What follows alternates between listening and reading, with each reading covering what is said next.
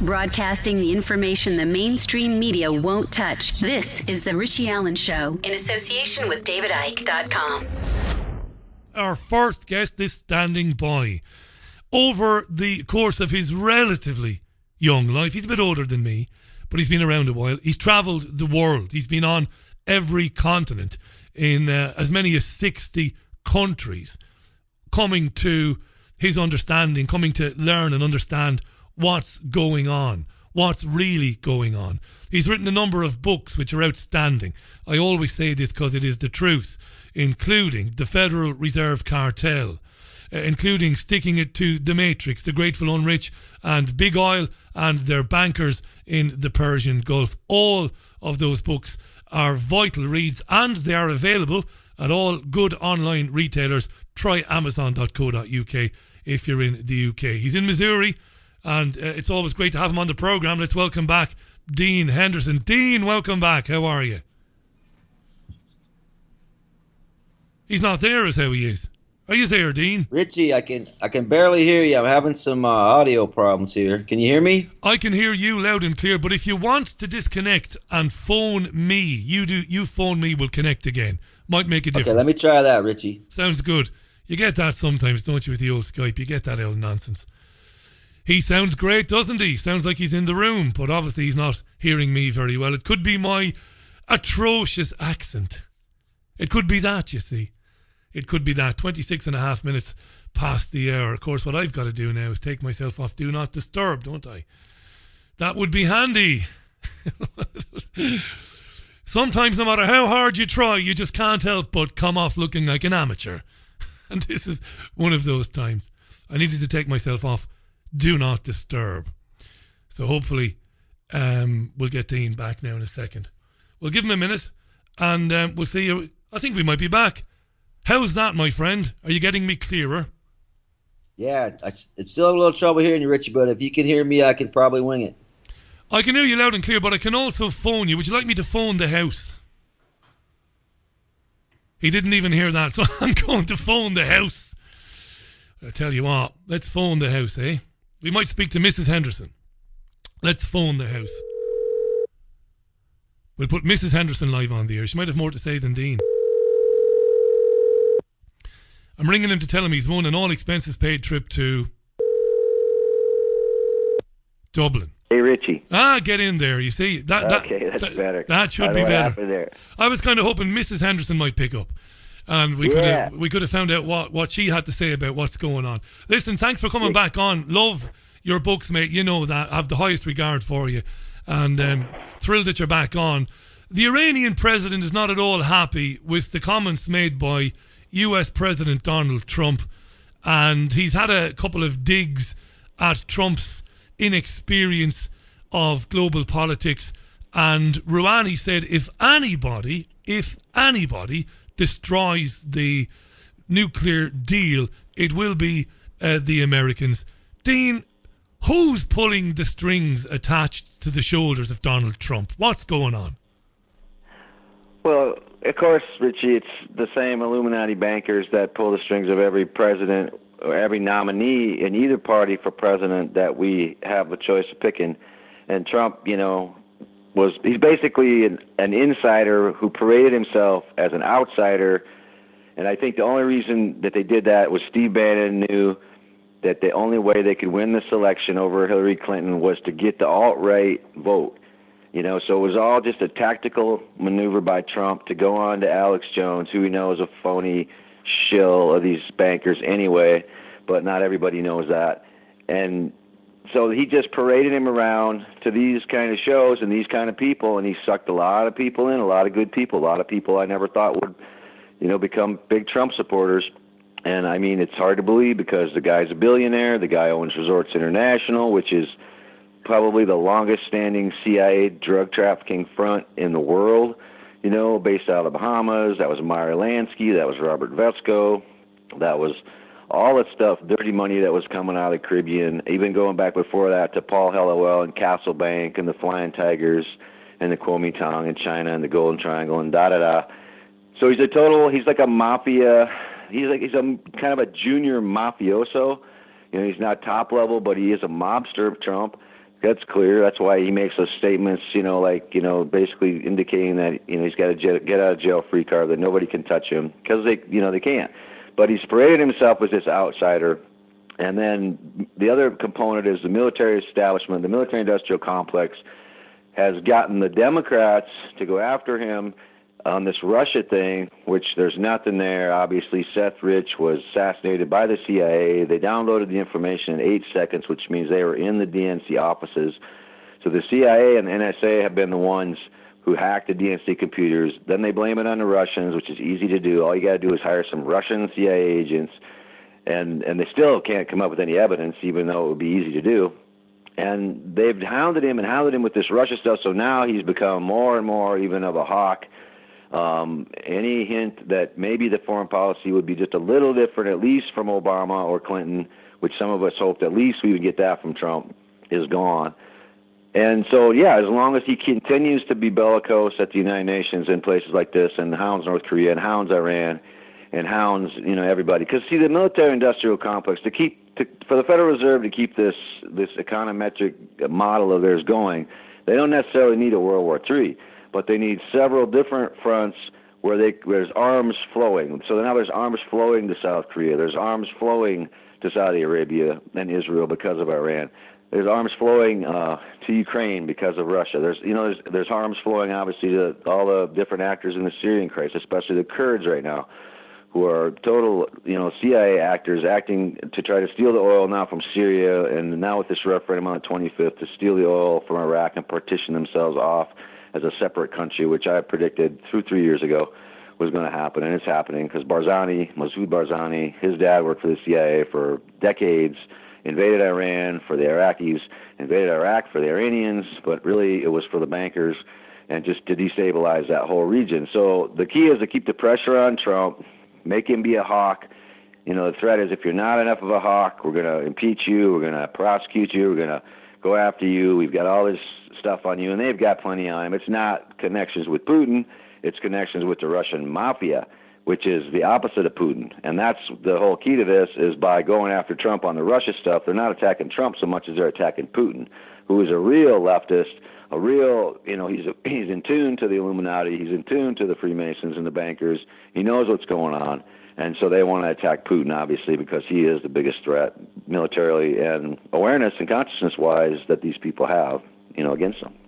And Trump just passed a $700 billion defense policy bill, again, which flies in the face of the promises made by Trump when he was running for president. Everything Trump has done since assuming the chair in the Oval Office has been the exact opposite of that which he said he would do.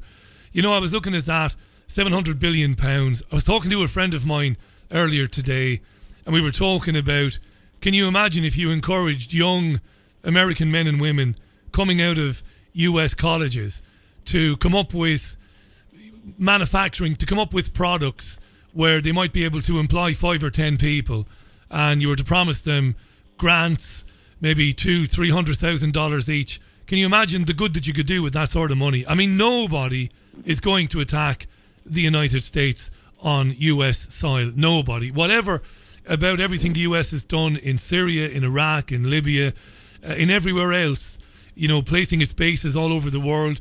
Nobody's going to attack your country, and yet $700 billion. You mentioned earlier on about all those who supported Trump. Is there any evidence, or is there any sign, Dean, that those who supported him most vocally are admitting, to themselves at least, that we made a huge mistake here? I don't see it right now too much. Although I got to give Jeff Renz credit because he seems to have definitely jumped off the bandwagon pretty hard. So there may be some. There may be. I don't even know who was on the bandwagon. I just know it was kind of a bandwagon for sure.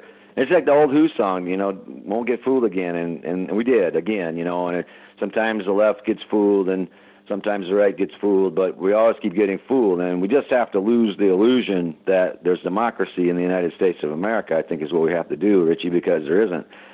And until, you saw the way they cheated on Bernie Sanders, everyone saw it. That was a big part of this whole Debbie Wasserman Schultz thing that's still kind of brewing under the surface, and now there's this Pakistani Iwan family involved, and probably CIA cutouts, and then CIA says, okay, we'll let you have this drug route, through Afghanistan and Turkey, and we'll leave you alone, and all you got to do is keep the information from Wasserman Schultz's server, and da-da-da. And the guy declares bankruptcy, leaves the country with $250 million or something. So, they cheated on Bernie. They do that all the time when there's a nominee that they think actually will make change. They did it with Jesse Jackson way back, Jerry Brown, anybody who they think has any chance of making, a big change. And that, but Trump just knew that there was this. The good news, Richie, is they know there's this awareness now, especially I think, for years America was like the dumbest people in the world. And all of a sudden, like 10 years ago, boom, it just exploded. The awareness here just exploded, and it seemed like, wow, there's something going on here. And they knew that. They know that. So they knew they had to have one of the major party candidates that appealed to those people. And a lot of them are of kind of a right-leaning persuasion, unlike me, but that's fine. And they just knew they had to do that. So that's kind of the good news, because it means that the people are waking up, and it means that they had to go out of their way to portray Trump in this light. But there may be some people waking up to it, but I don't know. It's just hard, because we're in a situation right now where it's all about kind of, this awareness was peaking really.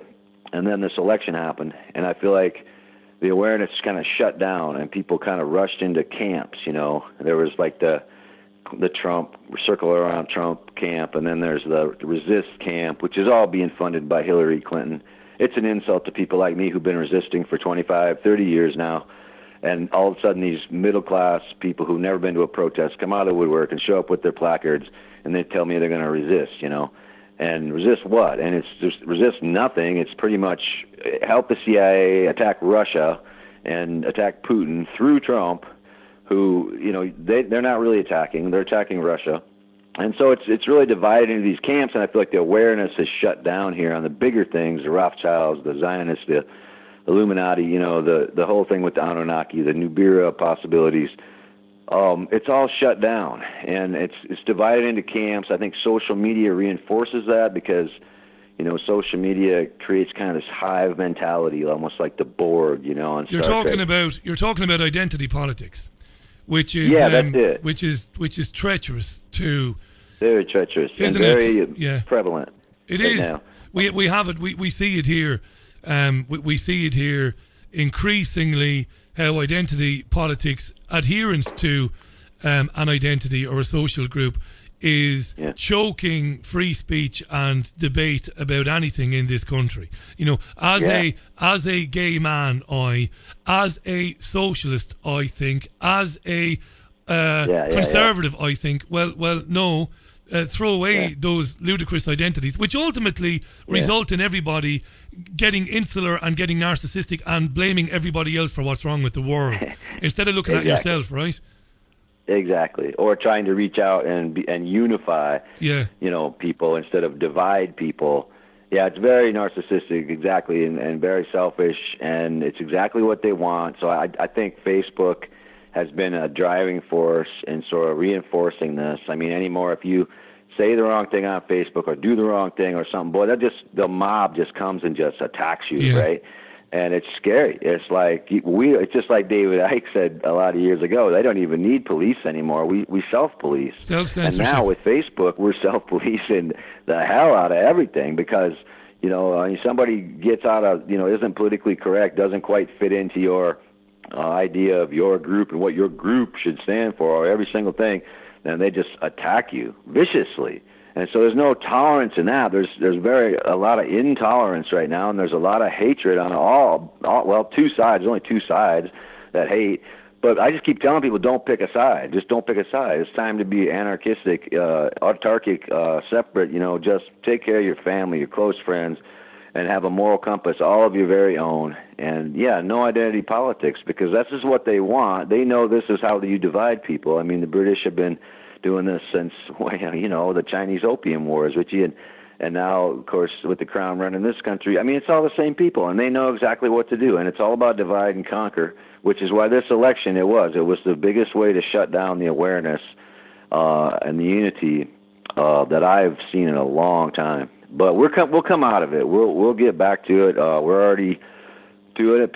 Some people are seeing it, and we just have to get around it, get past it, and forget about all this crazy. It's the Hasbara infiltration, the Zionist infiltration. On the left, it's things like. I guess if you're on the left, you're supposed to like Pussy Riot. Well, I don't. Anybody that defecates in a church should be thrown out of your country, just like Putin did, right?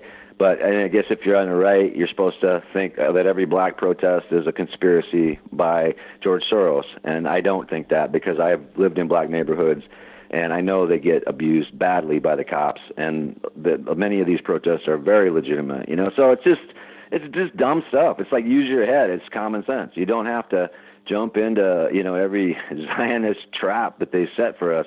And they have agents everywhere doing this, infiltrating both sides with these stupid ideas of either racism, or on the other side, just this crazy notion like, when your kid's 3, he should be able to decide if he's a boy or a girl. Really? My kid, when he's 3, is going to be what my kid is. And that's not part of my left-wing agenda at all. I mean, it's crazy. It's just insane. It's startling. It's startling, Dean, because people's careers are being destroyed by it. I mean, I've been around a long time. I came up in commercial radio. I've been lucky enough to work at every level of radio and television with some amazing men and women. And we're seeing careers being destroyed because somebody ventures an opinion. And sometimes these opinions that are ventured, I myself don't personally agree with them. But I think, all right, that's interesting. But careers are being destroyed. We've seen it in Ireland recently. I'm not going to bore my listeners with the story again. A man, effectively losing his job, asking why are women getting so drunk and so incapacitated that they are being preyed on by bastard men who are sexually assaulting them. And the poor presenter just said, the guys should go to jail. The woman didn't ask for it. The woman did not deserve it, he said. But look, we need to take personal responsibility. The lunatic PC brigade in Ireland have seen him out of a job. Yeah. That's what's happening. I know. We've had some stuff here where Charles Barkley, he's this black guy that's an announcer for ESPN. Maybe you heard about this. And he was accused of being a racist by the black community because he had the audacity to call out the fact that there's not enough black men staying with their families, and they just, they'll have all these kids and then just take off, and because of that, he's a racist, and it's like, really? So the truth is what's being thrown under the bus here, Richie. Nobody wants to hear the truth because nobody exactly wants to take accountability. Those women don't want to take accountability for the fact that they are getting drunk way too much. Everyone's drinking too much in this country, but you really notice that women, the blacks don't want to be accountable and say, maybe we do have a problem in our community. So then when a guy like Charles Barkley or this Irish guy come along and tell the truth, no, it's hate speech. We don't want to hear that. It's terrible. But why, Dean, why didn't the presenter, again, I'm not some genius broadcaster, far from it, but I've been around. Why didn't the presenter say, I tell you what, Charles, there'll be African-American men and women tonight not too happy about that. Tell me more about that. Why do you say that specifically? I would have said, Charles, are you telling me that white men and Chinese Americans, that they don't, piss off on their families as well? Why are you specifically talking about your own social group? Why, Charles? You see, that's journalism. Calling somebody a racist and an idiot is madness. Just talk to him, exactly. And I think the answer is why Charles did that is because that's his community. And he wants to see his community, because he is black, get better. Didn't notice. And he's the perfect guy. I mean, because if Rush Limbaugh brings that up on Fox News, it probably is because he's a racist and he's trying to cause trouble. But if Charles Barkley brings that up, then you should listen because he's not trying to cause trouble. He's trying to make it better. So this is, but it's just a minefield out there. But the thing is, it just always is stand with the truth. No matter what, and you'll be persecuted. I mean, it's just the way it is. They told us this a long time ago. When you were a kid in Sunday school, if you're still with Jesus, you'd be persecuted. So if you stand with the truth, if you stand with good right now, if you stand with anything decent, you're going to be persecuted because the world is gone so insane. And I think a lot of it is, it's just every distraction you can name, whether it's there's more people drinking than ever, there's more people doing heroin, opium, opioids than ever.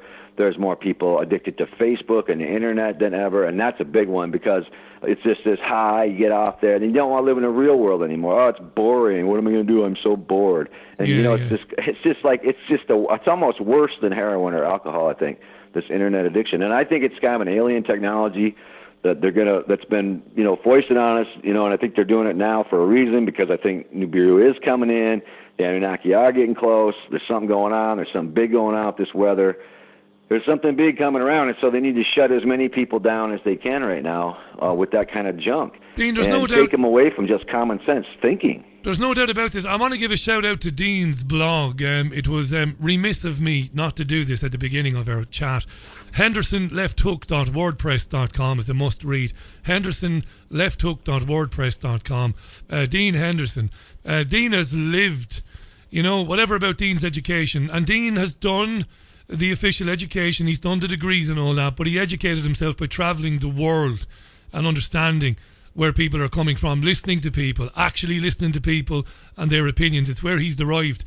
He's brilliant and very unique take on geopolitics. His books, which I've mentioned earlier on, available on all good or at all good online retailers, but I'm going to give Amazon a mention because it's the easiest way to get through to them.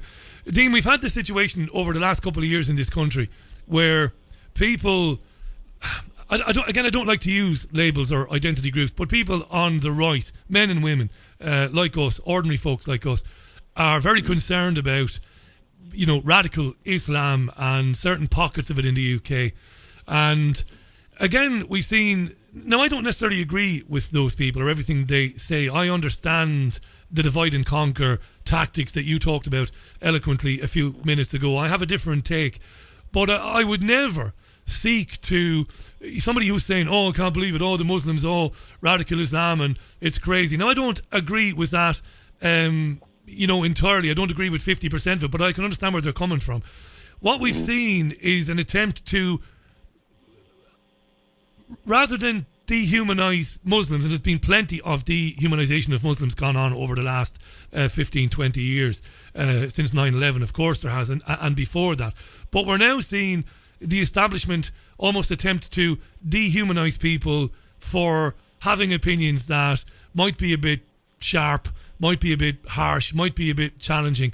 And again, what it's doing to discourse is destroying it. I've always been one for, I don't agree with the Daily Mail columnist Katie Hopkins. I don't agree with the former football hooligan Tommy Robinson, but they are espousing a point of view that people in working communities, working class areas agree with.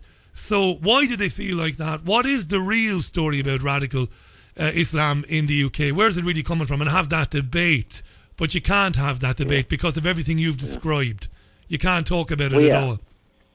That's right. I appreciate that mention, Richie, too, by the way. And I think the same of you, by the way, and respect everything you do.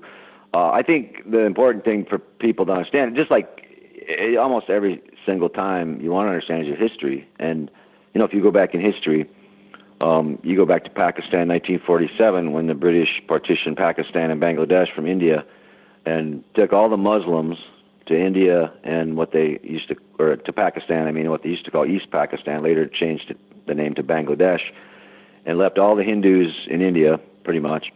And that was your classic divide and conquer. That was their divide and conquer on sort of a mass scale. So what they do after that, they set up the Aga Khan Foundation in Pakistan. The British Crown, set it up. In fact, the Aga Khan Foundation is a subsidiary of the Crown Corporation. People should Google that and verify that on their own. And this Aga Khan is a rich racehorse owner. He's a Pakistani citizen, but he's a billionaire, and he's real clubby with the Rothschilds. And they set up an incubator in Pakistan, the Aga Khan Foundation, to basically crank out this Islamist philosophy. And Islamism is political Islam. So there's Islam, which is a religion, and there's Islamism, which is a political Islam, which is the radical, crazy, Islam that being espoused by, Al Qaeda and now ISIS. Dean, sorry to interrupt that. Didn't British operatives introduce Wahhabism to Yeah, that. I was just going to mention that. Oh, too, sorry. and Shut up, that's Richie. true. Shut up and mind your business. Right, go ahead. My apologies. Go ahead. No, they did. You're right. It's important, and they did. They pushed the whole idea of Wahhabism. Also, this was even earlier. This was back in the early 1900s when they were doing the Balfour Declaration, and setting up Israel. Because what they did is they set up, the Kabbalists and the secret societies in the Jewish tradition in Israel. They set up the Muslim Brotherhood, which is the secret societies in the Islamic tradition, which really neither one are about the traditions. They're just about serving the Anunnaki and serving the bankers. That's what all these secret societies do. They run their drugs. They protect their pedophile rings. They launder their money. They steal oil. They fund entities like ISIS. So this goes back even before 47. But then in 47, it really kicked up a notch. And so you had incidents where in Iran, for example, the United States flew the Ayatollah back into Iran after we funded the Islamists, the Ayatollah faction, against the Iranian left, which was the Fahadin and I can't remember, there was one other group, but they were leftists in Iran. And these were the guys that assassinated the CEO of ExxonMobil when he showed up in Iran one time. These are the guys that started the oil field strikes in Kurdistan that actually sparked the Iranian Revolution. So when the CIA saw that the Iranian Revolution was moving to the left and was being engineered really by the left, they got real scared, and so they sponsored this Islamist bunch in Iran even, and flew Khomeini back in with a CIA agent at his side on the plane into Tehran to sort of take it over. They did the same thing in Indonesia when Sukarno took power, another leftist, in '64, and they did the same thing. They used Islamist people to overthrow Sukarno and to go assassinate communism. They did the same thing with the Ba'ath Party in Iraq with Saddam Hussein. They used him in '65. Bruce O'Dell was his handler, CIA agent Bruce O'Dell, to assassinate Abdul Karim Qasim, who was the president of Iraq, who was a socialist, leftist, nationalist, who had nationalized the Iraqi Petroleum Company. The first country in the world to ever nationalize their oil company was Iraq in 1956. The first country in the Middle East to get rid of their king, and they were moving left, and they used Saddam Hussein to do the same, to go after those people. And so this is not a new thing. They did, of course, the same thing in Afghanistan in '79 when Zig Brzezinski drew up his plans, and they started the Mujahideen. Of course, the Mujahideen is what became ISIS, what became Al Qaeda, what became the Bosnian Muslims, who were just another in the KLA, the Kosovo Liberation Army, which was also extremist Muslims. So the whole point, and then in '73, Samuel Huntington of the Trilateral Commission wrote this paper called "The Clash of Civilizations" in the Trilateral Commission's official newspaper. I think it's called the Trilateralist or something. In 1973, he wrote this. It's called "The Clash of Civilizations," and this was a seminal event because they always put these things out in their official papers. Of course, the Trilateral Commission was founded by David Rockefeller and Zig Brzezinski, and include all the elites of Japan, Europe, and the United States, North America. And they said, okay, this is what we're going to do. We're going to have this clash of civilizations. And they just put it right out there and just announced it and everything. And so the biggest part of why, what I'm getting at is why the working class people, some of these people you mentioned, attack Islam in this way. They don't understand the history. They don't understand that this is not Islam, that this is not what Muslims do. This is not what normal Muslims do. This is what the CIA, British intelligence, the Israeli Mossad, and the Saudi intelligence agency do. This is what they do. They crank out these fanatical Islamists. They pick off the street the dumbest people they could find who have no education and no hope for anything, and give them a salary of $1,000 a month, probably does it. And so they hire them like mercenaries. But they are the driving force behind this ideology, and does two things. Creates war in the Middle East, which supplies all the arms dealers, the oil people, and the rebuilding construction people with big contracts. It also turns many in the West into hating Muslims. Yeah. And, and then on the other side, of course, it comes back at us, and all of a sudden more and more Muslims, even some that should know better, start to hate us because we hate Muslims. And it's just the hate game back and forth. And again, but you can't blame, divide and conquer, Richie. You're right, and you can't blame the ignorant. No, you can't blame them. You're right. Somebody was saying, Linda on Twitter has taken offence to something. I think she misunderstood me. Linda says, "Oh, Richie is basically saying that the working class concur with the English Defence League." I never said that at all. I said that, and I've said this a million times on the programme. I'm a working class boy myself.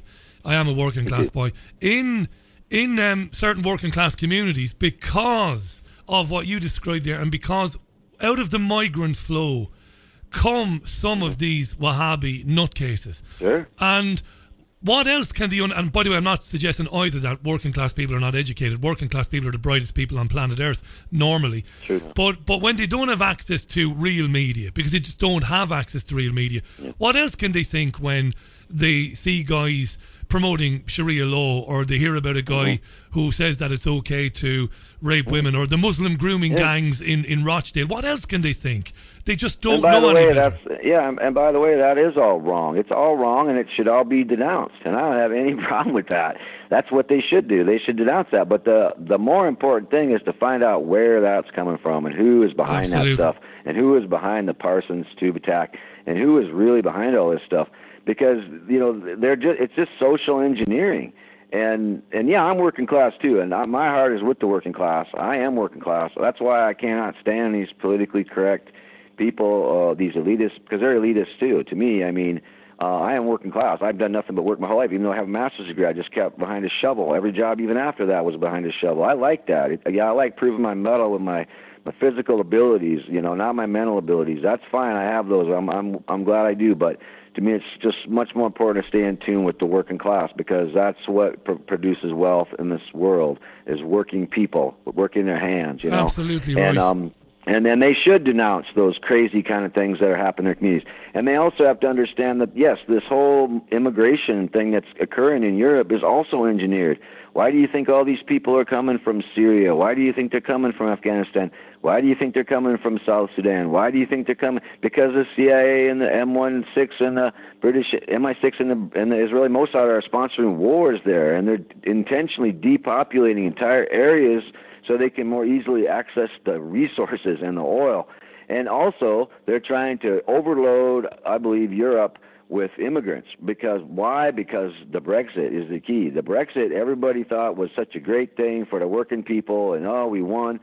See, I just still maintain that the Brexit is a ploy by the Crown, by the City of London, by the Crown, and what they're up to is they're pulling out of Europe because, for one thing, there was more and more countries in Europe that were against Israel, especially Norway, being led by Norway, and some other countries were making these resolutions against Israel. That's one reason. Another reason was they were going to bring these financial regulations in, which would really clamp down on the big banks, including the big British banks like HSBC, biggest drug trafficking bank in the world. So they pulled out, and they got everybody to believe it was a populist thing. It was such a surprise. We shocked the world. No, you didn't shock anyone. But so now they're going to tie up with the Chinese probably. They're going to tie up more with the Americans, more with the Israelis. And I think now the European Union is being targeted for destruction, actually. And I think a big part of it is this immigrant flow, this mass flow of immigrants into Europe. And again, it does two things. It destroys the European economies, overloads them, overloads their social welfare systems, which are some of the best in the world, and at the same and it destroys any kind of hint to socialism. And then they can say, "Oh, gee, look, socialism failed one more time," which they love to do. And then at the same time, they can again get people hating Islam, hating Muslims, because within those people coming in, yes, there are Islamists, yes, there are CIA agent provocateurs who are sent to certain places to probably rape women and discredit the rest of their community. I mean, they are this sick. They have this all figured out. They have tens of thousands of psychologists and psychiatrists and planners working for them, and they know exactly which buttons to push. So I think people just need to step back. They need to quit watching the mainstream media, and they need to learn their history, and they need to listen to Richie Allen and some other shows like your own that are telling the truth. And we can sort through this, but it's all historically, it's real, it's a fact, it's what's going on. Dean, do me a favor. Everything they're telling you is a lie. Do me a favor. Come back in mid-October for a longer stretch. I have a different take on the plans for the European Union than you do. Now, when I say I have a different take, I see it slightly differently than you do, but that's no bad thing. And this protracted exit protracted because it's going to go on forever and there'll be transition periods. It's a huge story. So I'd love to get you back on in early to mid-October to talk more about that, because I pretty much agree with you on everything you've said. For sure. But on the European Union and its place in the agenda, I think we have a difference. So we might have a good chat about that. I want to give I'd like to hear it. I want to give a big shout out to hendersonlefthook.wordpress.com. Read Dean's books, folks. Support the independent media, but not for the sake of it. Read them because they are worthwhile, including, of course, Big Oil and their bankers in the Persian Gulf, the grateful unrich as well. hendersonlefthook.wordpress.com. Let's do this again in early to mid-October, a longer stint. Let's do a show and we'll get into this and much more besides. Thanks again, Dean. Really great to have you on the programme. Thanks for having me, Richie. I'll enjoy it. It's an have honour. a good day. Thanks, Dean, and regards to Mrs. Henderson as well. Dean Henderson live on the line to us there from Missouri.